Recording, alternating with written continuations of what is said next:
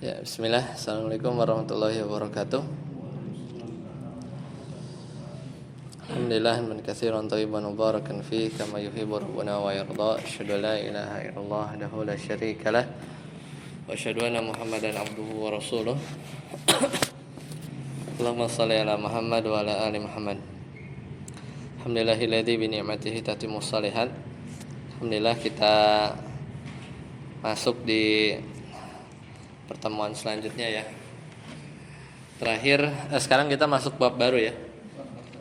41 ya. Jadi ini tasi'an yaitu yang bagian, jadi kitab tauhid itu dibagi ya beberapa bagian. Ini bagian 9 dan ini bagian 9 al-manahi al-lafziyah wasyirkiyah.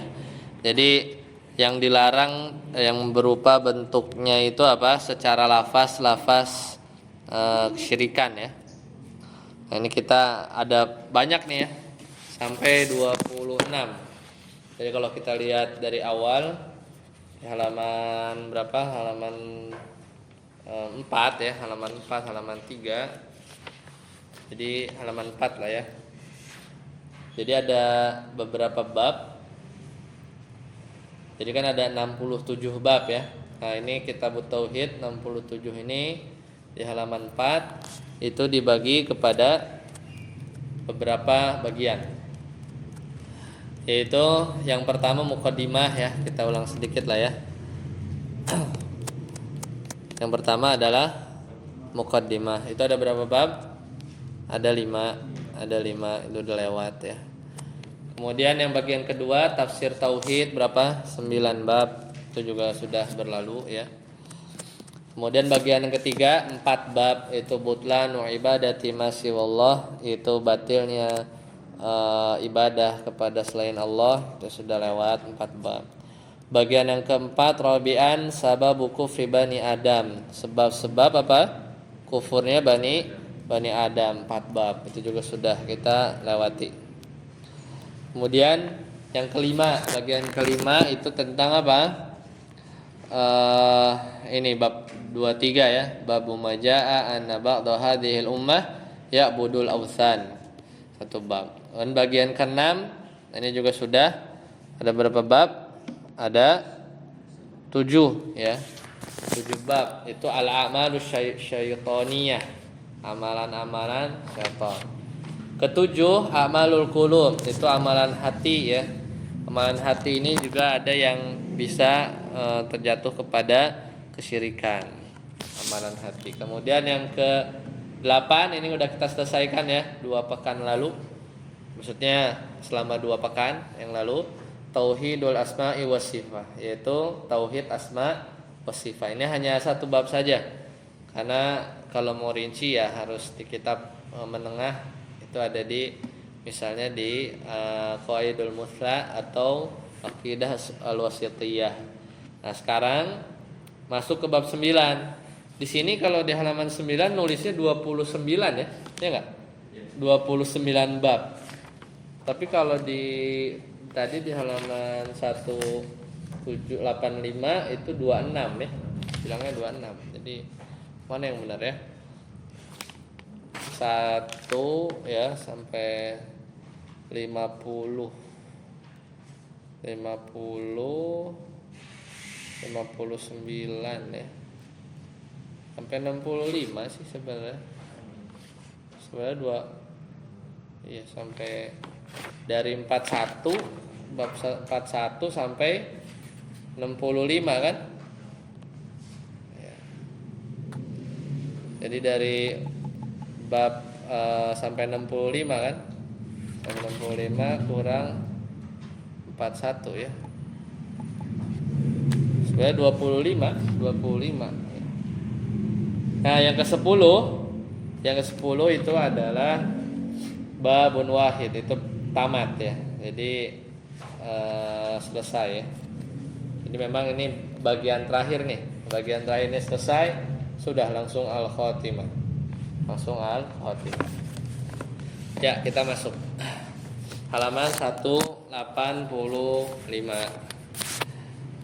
Yaitu kata penulis yaitu Syekh Haitham memberikan catatan dari syarah Kitab Tauhid yaitu Al-Qaulul Mufid karangan Syekh Al-Utsaimin, di mana beliau mensyarah Kitab Tauhid karangan Syekh Muhammad bin Abdul Wahhab. Jadi ini ya, jangan lupa ya, kitab ini tuh level ketiganya ya. Jadi matannya Syekh Abdul Wahhab ya, Syekh Muhammad bin Abdul Wahhab disyarah sama Syekh Al-Utsaimin, itu namanya apa?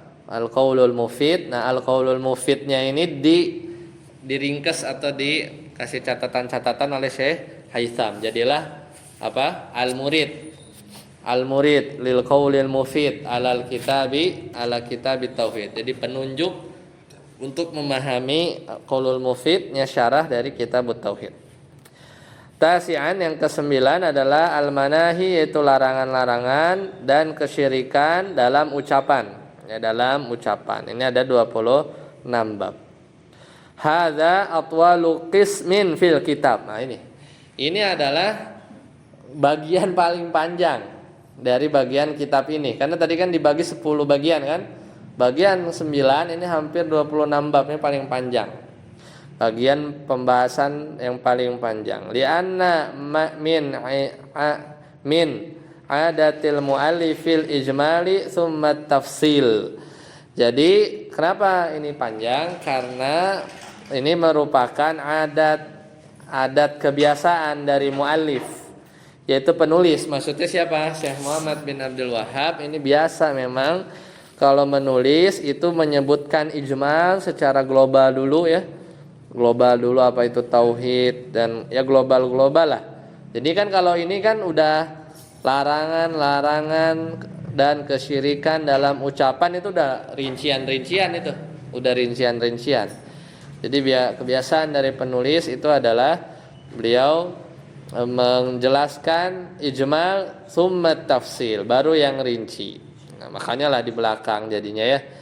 Dzikru fi hadhil qismil manahi al-lafdhiyah wal alfadz syirkiyah, yaitu pembahasan ini pada pembahasan ini ya, dzakara fi hadhil qismi, yaitu beliau menyebutkan pada pembahasan tentang larangan-larangan lafdhiyah atau lafaz ucapan ya, atau lafaz-lafaz kesyirikan, wa ba'du syirkiyat atau sebagian kesyirikan, wa rakaza ya ala syirkil asghar. Akan tetapi yang lebih beliau fokuskan adalah syirik kecil. Jadi beliau lebih fokus di sini adalah syirik kecil, li'annahu khafi. Kenapa syirik kecil itu dibahas? Karena tersembunyi ya, karena tersembunyi. Wa rakaza kadzalika ala kufrin ni'mah li'annahu katsirun. Nah, ini pendahuluannya kan. Oleh karena itu beliau termasuk syirik kecil, yaitu adalah ya yang lebih fokuskan di sini syirik kecil ya, karena dia tersembunyi. Dan oleh karena itu ala kufrin nikmah, sebab ya contohnya adalah kufur nikmat ya, kufur nikmat li'annahu katsir. Jadi sebab ini sangat tersembunyi ya, sebab ini sangat tersembunyi. Dan kufur nikmat contohnya sebab li'annahu katsirun, karena ini banyak. Makanya masuklah kita di bab 41, yaitu biasanya judul babnya nama ayat, itu babu qoulihi ta'ala, bab firman Allah Ta'ala. Itu Allah Ta'ala berfirman, itu di surat apa? Surat An-Nahl ayat 83. Allah Ta'ala berfirman, ya'rifuna ni'matallahi, mereka mengetahui nikmat Allah, summa yunkirunaha, namun kemudian mereka mengingkarinya, wa aktsaruhumul kafirun, dan kebanyakan mereka adalah orang-orang yang kufur. Al-ayah, sempurnakan ayat. Jadi berarti apa? Minasyirki, termasuk syirik kecil ya. Kecil ya. Tapi nanti mungkin bisa jadi besar. Termasuk syirik adalah kufrun ni'mah, itu kufur nikmat. Kita nggak boleh ya, kita nggak boleh kufur nikmat. Jadi di bab ini kita berbicara tentang bagaimana seorang itu berhati-hati dalam ngomong. Ya kan ini lagi apa? Bahasnya apa? lafaz-lafaz syirik. Maka berhati-hati dalam berkata-kata. Jangan sampai dia ngomong yang dia ternyata itu bisa menodai tauhid karena dia ngomong yang salah. Ya, jadi di antara perkataan yang bisa menodai tauhid kita adalah menyandarkan nikmat misalnya ya kepada selain Allah ya, atau menyandarkan nikmat yang kita dapat kepada sebab. Ini gara-gara saya kerja keras ya, bekerja keras gitu misalnya. Itu ya bisa terjerumus lah kepada yang dikhawatirkan adalah kepada syirik kecil. Kenapa? Karena khafi, tersembunyi. Ya, atau menyandarkan nikmat bukan kepada al-musabbib itu yang menjadikan mencipta sebab, itu Allah Subhanahu wa taala. Nanti kita lihat ya. Dan bagaimana sikap kita sebagai seorang muslim ketika mendapatkan nikmat. Qala Mujahid, kata al-Imam al-Mujahid, ma maknahu, yaitu dalam menafsirkan ayat ini, yaitu ya'rifuna ni'matallah summa yunkirunaha. Kemudian lanjutannya apa? Summa yunkirunaha wa aktsaruhumul kafirun, dan kebanyakan mereka adalah orang-orang yang kufur. Maka kata al-Imam al-Mujahid ini berarti tabi'in ya. Dia ahli tafsir. Huwa qaulur rajul, yaitu bahwasanya adalah kata-kata seseorang. Ini dikasih contoh nih sama Imam Mujahid dalam menafsirkan ayat surat An-Nahl 83 ini.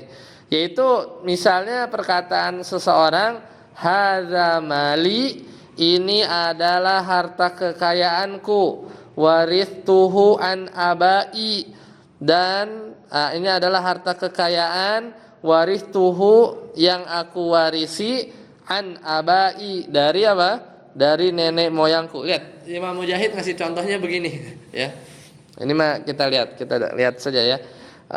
Ini salah satu contohnya gitu ya.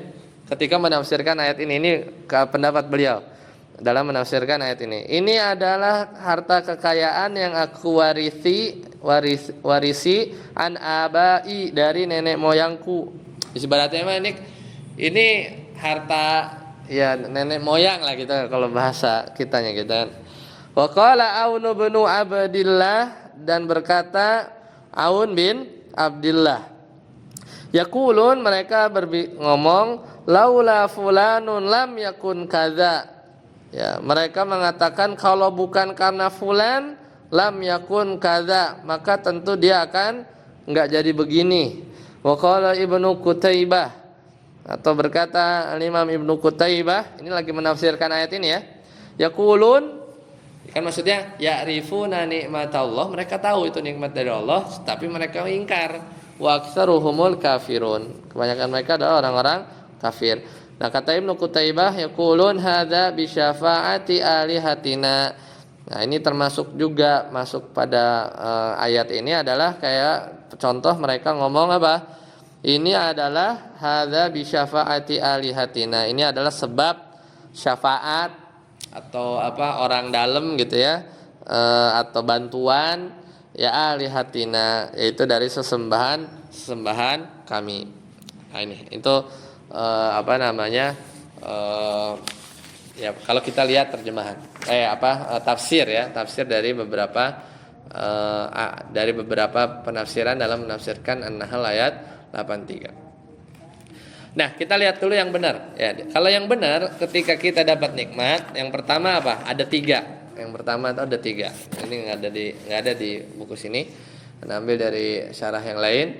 Yang pertama itu kewajiban kita kalau kita dapat nikmat adalah al-i'tiraf bil qalbi. Jadi pertama itu harus apa? Mengakui dalam hati. Itu langkah pertama tuh kalau kita dapat nikmat. Apa? Kewajiban kita al-i'tiraf bil qalbi. I'tiraf dari kata arafa, kenal. I'tiraf mengakui dalam hati kita bahwa ya seluruh nikmat datang dari Allah Subhanahu wa taala. Itu ya. Kemudian yang kedua al-i'tirafu bil lisan. Dia harus mengakui dengan lisan. Itu misalnya kita bilang apa? Ya alhamdulillah, atau tahadus bin nikmah gitu ya. Kemudian yang ketiga al-i'tiraf bil amal, mengakui juga dari sisi amalan. Jadi ketika kita diberi nikmat oleh Allah, maka kita hendaknya apa? Menggunakan nikmat Allah itu buat apa? Buat ketaatan. Berarti kalau orang dia menggunakan nikmat dari Allah buat maksiat, itu sebenarnya kita kufur ya. Kita kufur karena kita tidak mengakui dalam bentuk amalan kita ya. Amalan kita. Dalam amalan perbuatan. Nah, itulah singkatnya ya. Nah, sekarang kita balik lagi. Nah, kata Syekh Haitham di sini, an-ni'matu ibtala. Wah. Justru nikmat itu ujian, ibtala. Nikmat itu ujian. Apa dalil nikmat itu ujian? Dalilnya adalah wa nabluwakum bisyarri wal khairi fitnah. Kami akan menguji kamu dengan syar, keburukan, wal khair, dan kebaikan, fitnatan, sebagai apa? Ujian, sebagian ujian. Ya, itu yang pertama. Poin kedua, idhofatu nikmatil khaliqi ila ghairihi. Kita kalau menyandarkan nikmat Allah sang pencipta kepada selainnya, kepada yang bukan pencipta, itu apa? Ikhlalun bitauhid. Itu justru apa? Bisa ikhlal, merusak tauhid. Kita malah menyandarkan nikmat ini bukan kepada Allah. Wah, itu bisa merusak tauhid. Dari sisi pertama, ar-rububiyah. Dari sisi rububiyahnya juga bisa rusak. Li'annahu, kenapa? Karena adhafaha ila sababi ala annahu fa'ilun. Kenapa tauhid rububiyahnya bisa rusak? Karena kalau ada orang dia dia menyandarkan nikmat kepada yang lain, maka gimana? Maka dia sejatinya telah menyandarkan nikmat kepada sebab. Ya. Misalnya, wah gara-gara perusahaan ini nih, gitu kan, kita bisa dapat rezeki gitu ya. Padahal ya dia wasilah saja. Ya, kita mencari rezeki lewat perusahaan tersebut atau yang lain. Nah, yang kedua bisa juga merusak al-ibadah, tauhid al-ibadah. Itu tauhid ibadah. Kenapa? Li'annahu, ya, karena dia li'annahu tarakal qiyamu bisyukri, karena dia telah meninggalkan apa? Bersyukur. Karena kita bersyukur itu kepada Allah ya, tapi dia malah memalingkan ya rasa syukur itu kepada yang lain. Ya. Yang ketiga, yaqulun. Nah, ini kan kita lihat ya, ini kata siapa? Kata Mujahid ya. Kata Imam Mujahid di syarah ya. Yaqulun, mereka bilang laula fulanun lam yakun kada. Kalau mereka mengatakan kalau bukan karena fulan tentu tidak akan jadi begini. In arada bihil khabaru wa kana al khabaru shadiqan. Misalnya orang mengatakannya hanya sebagai kabar. Kan misalnya laula fulanun lam yakun kada. Apabila orang mengatakan perkataan itu sebagai informasi, kabar, wa kana al-khabaru shadiqan, dan kabar itu benar, mutabiqan lil waqi fala ba'sa. Dan dan sesuai kenyataan juga, maka itu enggak apa-apa. Nah, ini tambahan. Jadi kalau ada orang bilang kalau kalau bukan karena fulan pasti nggak jadi begini. Kalau konteksnya bukan menyalahi takdir Allah, tapi informasi aja dan memang benar realitanya begitu, nggak apa-apa. Ini kata siapa? Kata Syekh Haitham. Tidak termasuk ucapan yang seperti ayat ini, gitu ya. Selesai.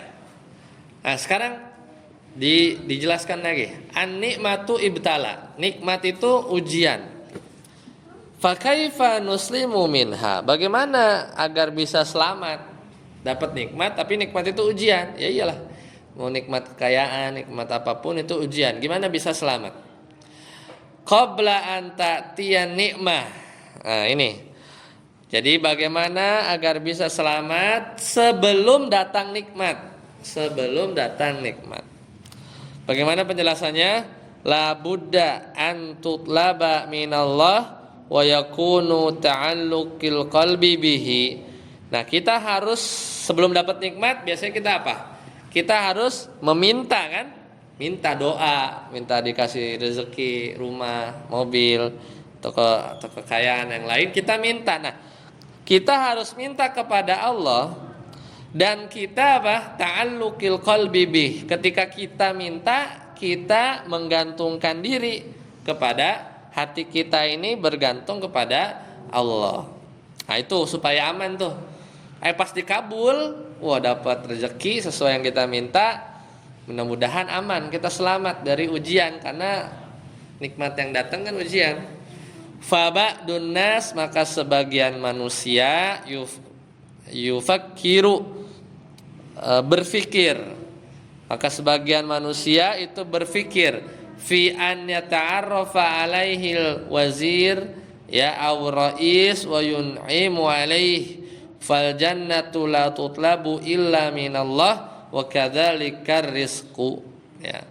Jadi sebagian manusia itu berfikir bagaimana cara supaya dikenal. Misalnya dikenal seorang menteri, au rais, atau dikenal pemimpin, ya. Wa yun'im alaih, agar mendapatkan cipratan lah. Kan gimana sih? Gue dekat sama menteri nih gitu kan, orang dekat gitu sama menteri, sama pejabat gitu kan, supaya apa? Dapat ya ada sesuatu gitu yang bisa menguntungkan dia. Nah, sama manusianya begitu kan? Fal jannatu la tutlabu, nah maka surga tidak boleh diminta kecuali dari Allah. Demikian pula seharusnya dalam perkara rizki. Nah, kemudian yang kedua, bagaimana selamat ketika dari sisi nikmat ini adalah ujian. Ba'da anta tiya nikmah, kalau nikmatnya udah terjadi, udah dapat, setelah nikmatnya itu datang, fala budda an tashkura al mun'ima, maka kita harus bersyukur kepada al mun'im, orang yang zat yang memberi nikmat, al mutafaddil, sang pemberi nikmat, ya. Al-mutafaddilu bil qalbi, dan juga kita bersyukur ya dengan hati, ya, wal lisan wal jawarih. Nah, ini berarti tadi kalau kita dapat nikmat pas udah datang, maka kita bersyukur dengan 3 cara tadi, ya. Ya, lanjut. Aqsamun nas fi idafatin nikmah. Bagaimana macam-macam manusia dari sisi apa? Mereka menyandarkan nikmat, ya, menyandarkan nikmat. Nah, ini ada 3 golongan. Manusia ini macam-macam. Ketika mereka itu menyandarkan nikmat itu seperti apa, ya. Yang pertama yang benar, sahih, yaitu apa? Bihaitsu yudhifuhu ila sababin sahihin tsabitin syar'an au hissan fahada jaizun bisyartaini. Yang benar adalah kita menyandarkan kepada sebab yang memang benar, yang tetap secara syar'i atau secara indrawi. Maka ini boleh dengan 2 syarat. Syarat pertama, an la ya'taqidu anna sababa mu'athirun binafsihi. Jadi kita boleh menyandarkan kepada sebab selama sebab itu syar'i, ya, bahwa ini adalah nikmat datang dari sebab tersebut. Selama apa? 2 syarat. Enggak boleh meyakini bahwasanya anna sababa mu'athirun, bahwasanya sebab itu dia berpengaruh dengan sendirinya, gitu. Ya, kita bilang wasilah lah. Kita nggak bisa bilang perusahaan ini dia memang yang memberi kita rizki, penyebab utama, enggak. Ya, yang muathirnya itu Allah, gitu ya. Itu syarat pertama. Syarat kedua, an la yatanasa syukral mun'im. Yang kedua syaratnya apa? Harus tidak melupakan apa? Yatanasa, yaitu tidak melupakan yang telah memberi nikmat. Artinya kita bersyukur kepada yang memberi nikmat. Nah, itu yang benar. Nah, kapan penyandaran nikmat itu bisa syirik kecil? Ini syirkun asgor, yaitu ketika an yudifahu ila sababin zohirin. Misal ada orang menyandarkan nikmat kepada sebab yang nampak, lakin akan tetapi lam yuthbit, ya, tapi tidak tetap itu sebagai sebab, kaunuhu sababan la syar'an wala hissan. Nah, itu ya. Jadi menyandarkan kepada sebab yang nampak, tapi sebenarnya dia itu bukan sebab secara syar'i atau secara indrawi. Nah, ini tidak boleh, ya. Bisa jadi itu termasuk kepada syirik kecil. Kenapa? Karena dia bukan sebab, ya. Dia bukan sebab yang benar, ya. Bukan sebab yang benar, baik itu secara syar'i atau secara hissi. Ya, misalnya nah ini bandingkan sama yang syirik asghar. Syirkun akbar, an yakuna sababan khafiyan la ta'thira lahu itlaqan, yaitu seorang menyandarkan kepada sebab yang khafi, tersembunyi, padahal apa? La ta'thira, padahal tidak ada pengaruhnya sama sekali. Misalnya seorang menyandarkan kepada patung, ya, atau sembahan, bahwa gara-gara ya itu jimat lah atau apa gitu ya, gara-gara ini rezeki lancar gitu kan, karena bendanya banget itu. Nah, itu bisa syirik akbar, ya. Tapi misalnya nggak tahu ya, anak kurang paham yang apa feng shui apa ya, apa yang kayak orang tuh nggak mau beli rumah yang nomornya nomor sekian karena tidak ya sesuai apa gitu. Nggak tahu ya, ininya anak kurang paham, atau mungkin contoh yang lain lah. Misalnya kalau rumahnya nggak madep matahari atau apa, ya mungkin ada kajiannya gitu. Tapi kalau tidak ada apa namanya penjelasan ilmiah, ya, sebagai sebab memang mendatangkan, ya, rezeki itu kan bukan uang aja kan, kesehatan atau apa, ya itu berarti kita bisa khawatir bisa masuk ke syirik kecil. Ya, tergantung itu apakah memang valid sebagai itu sebab, ya. Kalau secara hissi itu ya ilmiah lah bahasa gampangnya. Tapi kalau enggak secara mutlak, ya cuman pamali aja atau yang lain itu, terus kita sandarkan, ya, apa yang terjadi pada hal tersebut secara mutlak, ya, maka itu bisa jatuh ke syirik akbar. Nah, itu manusia, ya, ditinjau dari bagaimana dia menyandarkan nikmat. Ya udah, buat kita nikmat itu datang dari Allah. Bagaimana kita mensyukurinya, ya itu dengan tadi, ya, amal hati, lisan, dan al-jawarih. Lanjut, sekarang Ustaz Abud ad-dalil tsani, itu dalil yang kedua, baca silakan. Qala Abul Abbas,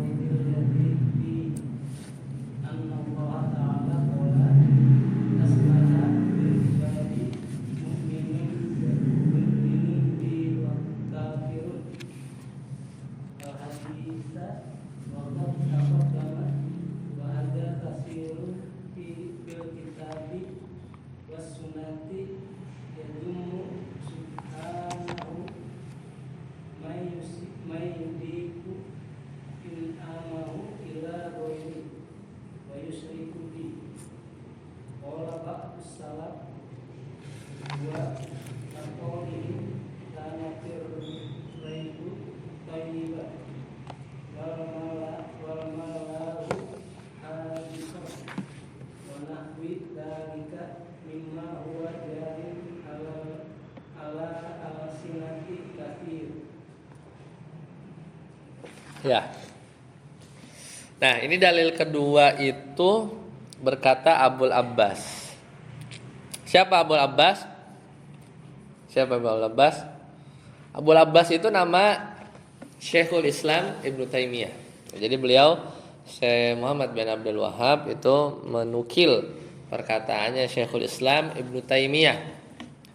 Ba'da hadithi Zaid bin Khalid, setelah beliau membahas hadis yang diriwayatkan oleh siapa? Zaid bin Khalid. Apa hadisnya? Itu hadis yang ada di bab 29. Hadis yang ada di bab ke-29. Atau mundur lagi, di situ ada hadis yang pernah kita bahas, yaitu tentang orang-orang yang menetapkan turunnya hujan kepada apa? Bintang. Ingat enggak? Bab 29. Itu bab tentang atau hadis yang berkaitan tentang mereka menyandarkan turunnya hujan kepada apa? Bintang tertentu. Sedangkan hujan ini rizki bukan? Nah, rizki nikmat bukan? Ya, nikmat. Jadi, nah, komen tuh dari Syekhul Islam Ibnu Taimiyah, dinukilah sama siapa? Syekh Muhammad bin Abdul Wahab. Apa nukilannya? Anallaha ta'ala, bahwasanya dalam hadis tersebut Allah Ta'ala berfirman, ya, hadis qudsi ya berarti ya. Asbaha min ibadi mu'minun bi wa kafirun wa hadza katsirun fil kitabi was sunnah. Jadi Allah Ta'ala berfirman, hadis qudsi ya, pagi ini sebagian hambaku ada yang beriman kepadaku, wa kafirun, dan sebagian ada yang kafir, wa hadza katsirun fil kitabi was sunnah, dan ini banyak terdapat dalam Al-Qur'an maupun As-Sunnah.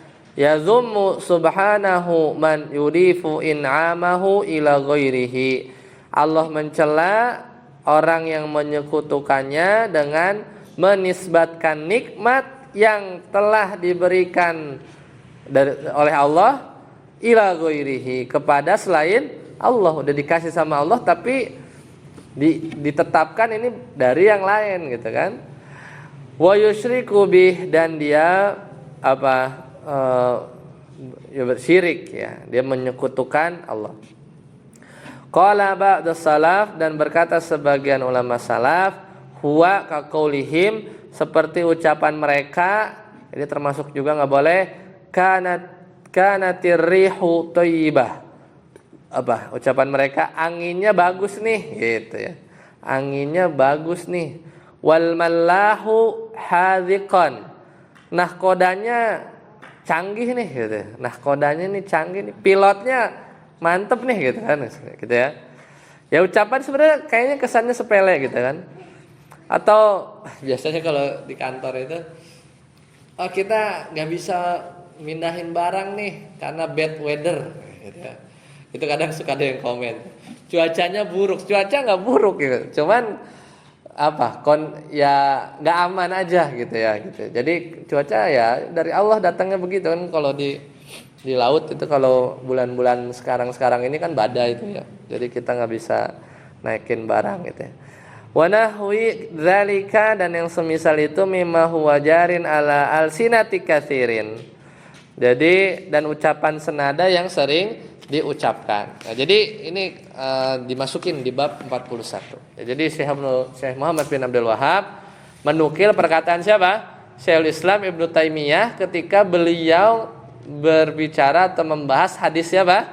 Hadisnya tadi, hadis Zaid bin Khalid. Yaitu kata maksudnya Allah Ta'ala berfirman, hadis qudsi, pagi ini ada hambaku yang beriman, ada juga yang kafir gitu kan. Jadi membawa contoh tentang perkataan tersebut. Dan ini menunjukkan bahwa ya misalnya anginnya begini atau nahkodanya pandai. Nah, perkataan-perkataan ini ya bisa jadi ya, kalau tergantung. Itu orang ngomong kan niat macam-macam ya kan. Apa muji, apa memang terbesit dalam hatinya, alhamdulillah mendarat nih. Pilotnya mantep nih. Landingnya gitu kan. Kadang kan nggak tahu ya, ngomong bisa sama, orang bisa ngomong pilotnya hebat, tapi apa yang dalam hatinya tergantung apa yang dia pahami ya. Apakah dia memang menyandarkan itu gara-gara pilot? Nah itu bisa, kan ada 3 tadi kan, bisa sahih, bisa nggak minimal sih, bahaya juga syirik asghar ya, atau syirik akbar ya. Jadi memang kalau kita perkataan yang sepele-sepele aja kita nggak bisa jaga, apalagi perkara yang besar gitu ya. Ucapan-ucapan yang mungkin jatuh kepada kesyirikan yang besar. Kalau perkataan yang kecil saja kita tuh nggak bisa memanage itu. Harusnya mungkin yang paling gampang, alhamdulillah ya mendarat dengan lancar, pilotnya hebat gitu ya. Ya itu yang memang harus diajarin. Kadang kita refleks, kadang kita juga nggak tahu apa yang ada di hati kita. Makanya kita selalu berdoa apa? Ya Allahumma inni a'udzubika ya dari apa? Dari dosa syirik wa ana a'lamu yang aku tahu, dan juga dari dosa syirik yang kita tuh nggak ngeh gitu ya. Kita juga nggak ngeh. Kita berdoa dari kita ternyata tuh ucapan kita bisa, atau kita nggak ngeh itu tuh kita terbesit dalam hati kita ya nyerempet syirik kecil. Ya inilah kita memang harus belajar kitab tauhid itu diulang-ulang. Makanya di majelis siapa gitu ya, Anda pernah dikisahkan gitu ya. Waktu kalau nggak salah lagi kajian kitab tauhid juga, udah beres nih ya, kalau nggak salah kitab tauhid udah beres sampai bab akhir. Ya, kita ulang lagi gitu kan. Ulang lagi gitu kan. Kan udah beres. Ya. Itu ketika waktu pas beres ditanya. Itu kalau nggak salah ini ada orang yang dia tuh berzina sama satu lagi orangnya tuh apa gitu, menyembelih seekor lalat. Ya, ada pokoknya dikasih soal lah. Ternyata responnya itu marah-marah banget ya sama orang yang berzina. Udah kata syekhnya, ya udah kita ulang lagi, kita mulai lagi dari bab 1 ya kita betul. Kagak ngerti padahal yang parah itu yang bukan nyembelih lalatnya, tapi dipersembahkan lalat itu buat ya sajen atau apa gitu. Tapi murid-murid nih habis beres kitab tauhid itu responnya sangat wah ini parah nih, dosanya besar nih, berzina. Udah diulang lagi belajar kitab tauhidnya gitu ya. Nah itu jadi memang harus diulang juga ya. Apalagi kita belum kelar-kelar ya, belajarnya belum nyampe, belum habis-habis. Ya gitulah kurang lebih. Jadi itu sampai dikutip sama beliau. Ya meskipun lagi-lagi ya tadi kan kadang boleh ketika memang benar nih kan ucapan itu bisa jadi ya boleh-boleh aja kalau tanpa diyakini keyakinan yang salah, dan juga sesuai dengan fakta. Ya memang fakta, misal pilotnya itu memang sudah 10.000 jam gitu kan experience-nya, jadi memang terlatih dan memang kondisinya lagi darurat, mendarat darurat dan bisa gitu kan. Nah itu nggak apa-apa karena itu sesuai sesuai kenyataan. Itu kan boleh tadi kan katanya tadi kan dengan syarat itu kan syarat tadi. Nah tapi ya balik lagi, yang menyelamatkan, yang bisa akhirnya pesawat itu landing misalnya di laut berhasil gitu ya, itu sejatinya ya Allah gitu ya. Jadi intinya ya kita harus sering-sering mengucapkan alhamdulillah lah, alhamdulillah. Nah itu terus sudah ya, selesai. Lanjut kita ke bab 42. Ustaz Fauzi masuk babu qaulih ta'ala, silakan.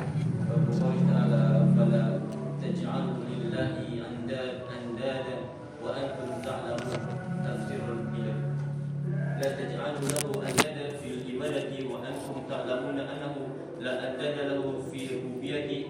وهذه الآيات فيها أول أمر ونداء في القرآن برفضه أول وأول في القرآن نهي عن الشرك. Nah, sekarang kita masuk bab firman Allah Ta'ala Ini di surat Al-Baqarah ya, ayat 22. Fala taj'alu lillahi andadan wa antum ta'lamun. Janganlah kamu mengadakan andadan, tandingan-tandingan, wa antum ta'lamun, wawunya wawu hal ya. Sedangkan kamu mengetahui ya, padahal kamu mengetahui. Nah, la taj'alu lahu andadan, maknanya adalah janganlah kalian menjadikan bagi Allah sekutu-sekutu. Wa antum ta'lamun, sedangkan kamu tahu. Ya, sementara kalian tahu bahwasanya Ya, annahu la andada lahu, tidak ada tandingan bagi Allah fir rububiyah, dari sisi rububiyah. Wa hadhil ayah, dan ayat ini di atas ya, di dalamnya terdapat awal perintah dan awal seruan untuk apa? Bertauhid. Bertauhid dan awal larangan ya untuk tidak berbuat syirik. Makanya di sini ditafsirkan oleh Ibnu Abbas. Ustaz tadi, qala Ibnu Abbas, apa tafsirannya? Silakan.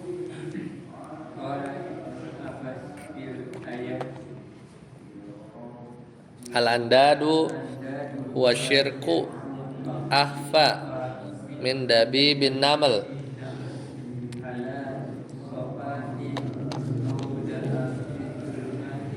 Ail wa huwa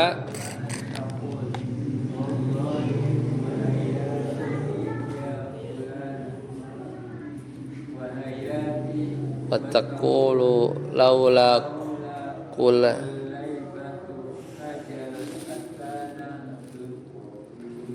lususi walaula albattu fid dari la atana lususi wa qalu rajuli li sahibihi masya Allahu wa syi'ta laulallahu wa fulanun la taj'al fulanan hadza kulluhu bihi syirk. Nah, ternyata kalau nggak dijelasin nama Ibnu Abbas, kita nggak bakal kebayang. Kira-kira yang dibayangkan sama kita kalau dengar ayat ini apa? Janganlah kamu mengadakan tandingan-tandingan bagi Allah apa? Ya patung gitu kan? Ya nggak? Yang kebayang sama kita kan patung, apalah orang soleh kuburan gitu kan? Yang kita kebayangnya gitu, yang disembah-sembah. Ternyata Ibnu Abbas nggak begitu. Kata Ibnu Abbas maksudnya andadan, lihat. Al-andadu huwa asyirkul akhfa ya. Jadi makna andad, tandingan-tandingan itu adalah syirik sebenarnya, syirik yang apa? Samar. Min dabi bin namal, yaitu syirik yang lebih samar daripada langkah kaki semut kecil di atas batu yang hitam di dalam kegelapan malam. Siapa yang lihat semut? Kakinya semut ya, bukan semut, kaki semut di atas batu hitam, siapa yang lihat?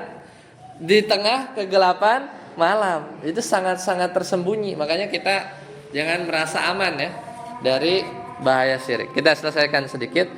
Nah, wahwa contohnya nih, Ibnu Abbas ngasih contoh dalam menafsirkan ayat ini. Maksudnya itu bayangan kita mungkin yang kelihatan kuburan, orang soleh disembah, bukan itu maksud ayat ini. Di antara contohnya adalah wallahu wa hayatika ya fulan. Misalnya contoh orang ngomong demi Allah dan demi hidupmu wahai fulan gitu kan. Nah, ini nanti kita bahas lebih detail lah di pertemuan selanjutnya. Wahayati dan demi hidupku ya. Ya ini ucapan-ucapan kan lagi ngomong ini kan. Makanya bahasan ini adalah lafaz-lafaz kesyirikan ya. Bisa masuk syirik kecil. Laula kulaibatu hadza la atana lusus. Apa tuh? Kalau bukan ada kulaibah itu apa? Anjing-anjing penjaga, la atana lusus, maka rampok-rampok itu bakal datang. Nah, gitu kan?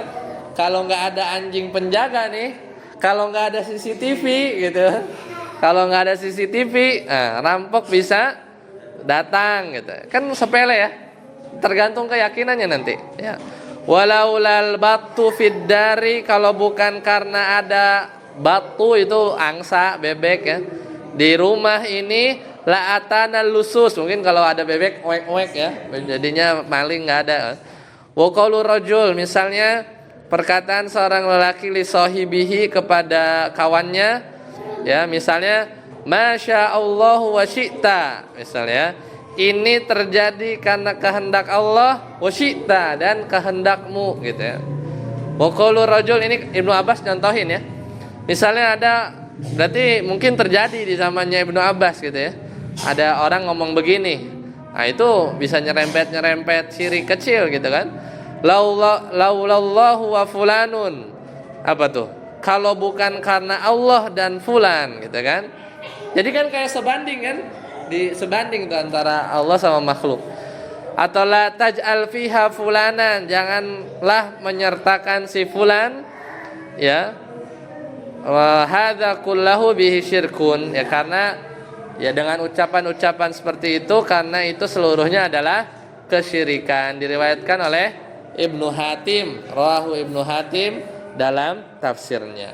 Ya, nanti kita perjelas ya insyaallah di pertemuan yang akan datang. Jadi makin rinci ya. Makin rinci karena kita udah belajar yang global-global. Kita udah tahu tentang konsep syirik ya. Ya, prakteknya atau contoh-contoh rincinya ada di bab-bab belakang. Di sini dulu. Subhanallah wa bihamdika, asyhadu an la ilaha illa anta, astaghfiruka wa atubu ilaik. Assalamualaikum warahmatullahi wabarakatuh.